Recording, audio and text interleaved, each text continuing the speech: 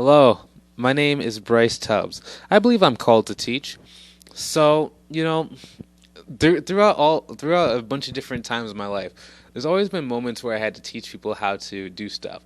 But I'm always reluctant to teach people because I love to learn and love to actually execute more than I like to teach. But since it's a little bit hard for me to actually get things the first time, I end up being a better teacher because of it, right? And a great example of this is martial arts, right? So I did that for about 10 years. Um, and for the longest time, I didn't want to teach. They was like, oh, you should teach this stuff because, I wasn't super strong when I was growing up because I was always about 1 year to 2 years younger than my grade. And then I was always, when I was a teenager, having to go in martial arts and do, combat against adults.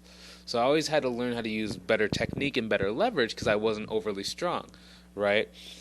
The same thing with business, same thing with teaching, is since I was not talented at business, I had to learn how to do step by step by step and find all these different ways to ensure that I was going to be able to reach my goals.